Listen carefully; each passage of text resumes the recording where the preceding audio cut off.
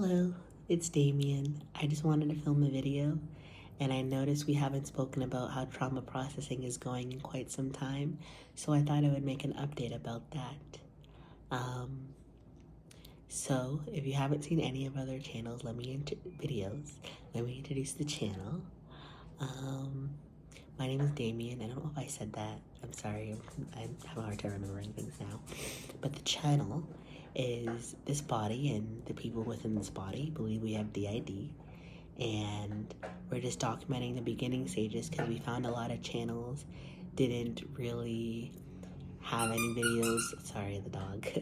Didn't really have any videos where this stage is being documented. It seems like a lot of the videos are very confident in themselves and are like officially diagnosed or like know about their system. We're still learning about each other and how this functions in our life. And one of those things is trauma, right? So back to the topic. Oh, also, this channel is not supposed to be educational in any sense of the word. I feel like that dog toy is going to be louder than I talk, but if we take it away from the dog, he's just going to bark. So it's a double-edged sword there. So sorry about that. But yeah, our video is not meant to be any kind of educational type video or channel. We're just doing the more social reality of our experience and our experience only. We just wanted to make people who are also going through this not feel so alone and just get this beginning stage, like I said, out there. So carrying on. Trauma therapy is going well. We like our therapist a lot. Our therapist is a social worker who specializes in sexual trauma, not necessarily childhood sexual trauma like we believe we have, but just checks sexual trauma in general. And sorry, I'm getting shy. And we haven't really got into any real intense sessions with the trauma or anything. And now the dog's eating, so love that for this video. We haven't really gotten to any like trauma work, I would say. We probably met with him about 4 times now because we see him about every 2 to 3 weeks. So, and I think we started this, oh God, I don't know. I don't remember if it was before our birthday or after our birthday. I don't know. Let's say this summer. We started it this summer. So it hasn't been too long. It's been like a month or two. We're hoping right now, next time we meet with him, and the last 2 sessions we wanted to talk about this, but we got distracted by other things going on in our lives. But we're hoping to get into talking about how we feel about our trauma. So if you haven't seen any of our other videos, River has made a few videos talking about it, and so has Zendaya. But we don't remember our trauma when one of the trauma holders, or actually the 2 of them, when 2 of our trauma holders fronted the little and the middle, is that what they're called? Like when they're like 14, 12. There was a phase where we were in crisis all the time because they were having flashbacks. But the flashbacks, the way my doctor put it, was that they're like deja vu flashbacks. They're not like explicit flashbacks where we're like seeing things play out again, like play by play. It's more like, or implicit, like a lot of the child Buzz, he would have flashbacks going back to how he felt before the trauma happened, like fear of being found and fear of it happening, fear of the abuser coming to him. And then Zendaya, she had, I guess, closer to like explicit, but not necessarily. I think there was a phase she wouldn't have the images, but she would have the knowledge that it happened, if that makes sense. So like my doctor didn't. I never thought about it that way. That's a good deja vu flashback, makes sense. Yeah, he when he rephrased what we said, that's what he said to us. So yeah, it's definitely more like a deja vu flashback if anyone can relate to that. And I'm dissociating. Sorry.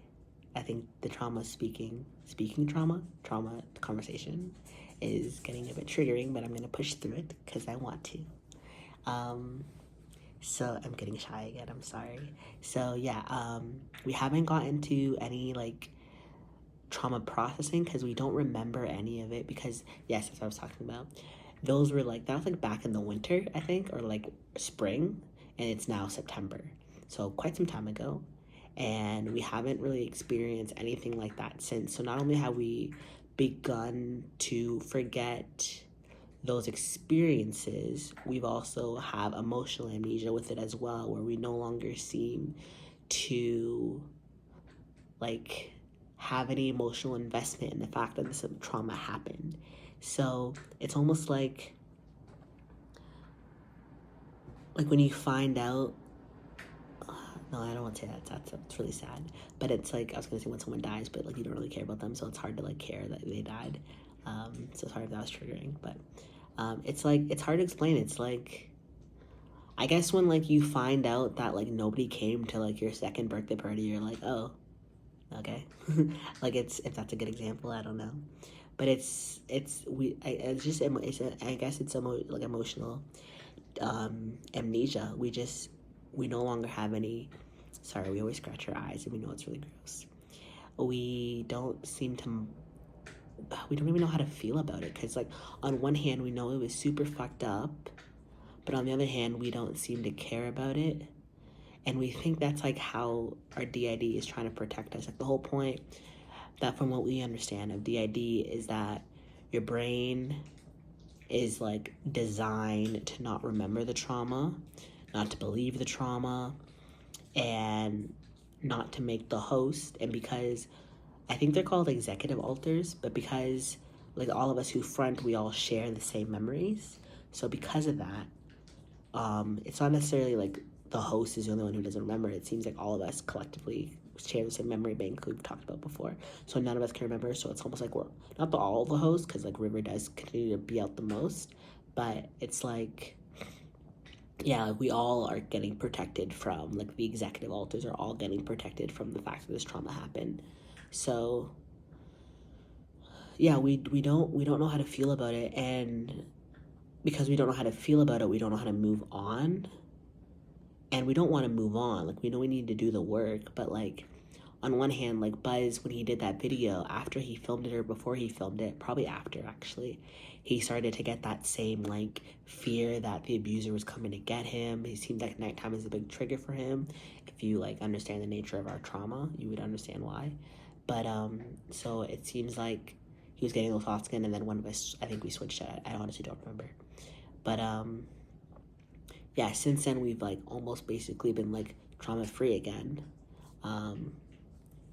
So it's just really confusing. And then on the other hand of that, our doctor continues to ask us what we want, like our psychiatrist. When we say doctor, we mean our psychiatrist, just so you know. Our doctor has continued to ask us, what do we want to happen with the knowledge of this? And it's something we're still working through, because like I think River has spoken about it. Like, we want the abuser out of our life. We want him out of our childhood home. We want him just erased from our lives. Ideally, he'd be in jail and die in jail, but that's not going to happen. And so I think our doctor is trying to get us to understand like what can be done and what do we want done. And we don't know. And we don't know because we don't know how we feel about it. We don't know how we feel about it because we're dissociating from it. It's like a continuous cycle. So it's just, and we're scared, you know, like we've been like at a crisis since March. Like that's the last time we were hospitalized in the psych ward. So we've been at a like crisis, or like we've been in, like our depression has been in remission.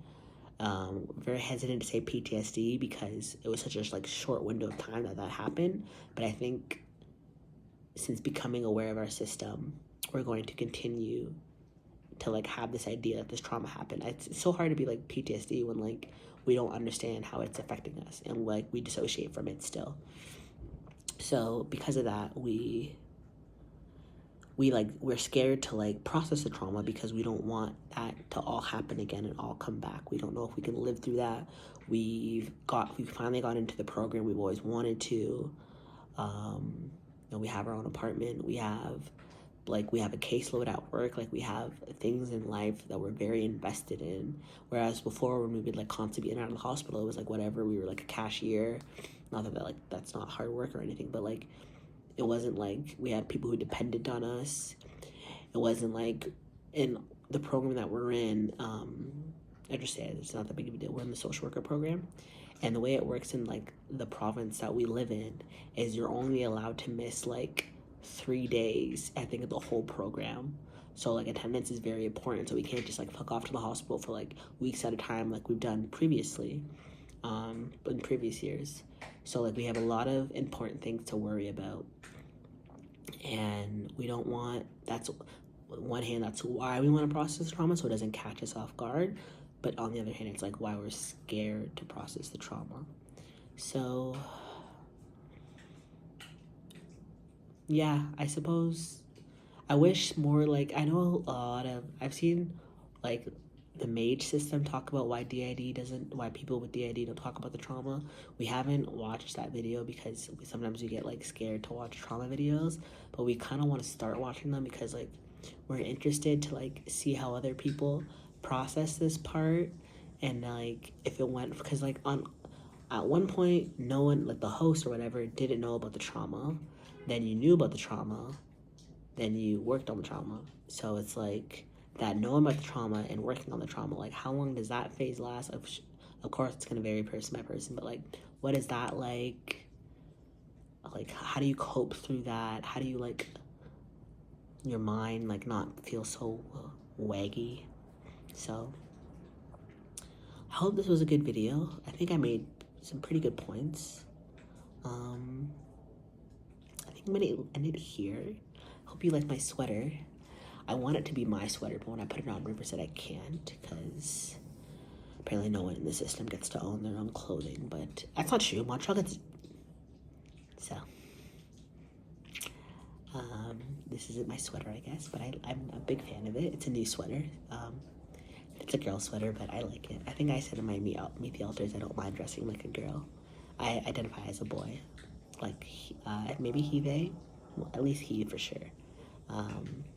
And it's so hard to say I was born a boy because his body wasn't born a boy, so I'm not talking about this body, I'm talking about, like, my function and genitalia. Like, I have, like, identify as a cis man, so, yeah.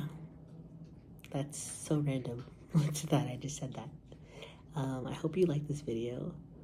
I'm gonna try to post more. I haven't fronted that much, so we're also, like, having a hard time, like we just realized this with the video that Jax posted. We haven't heard from him since, by the way, but we're sure he's around. But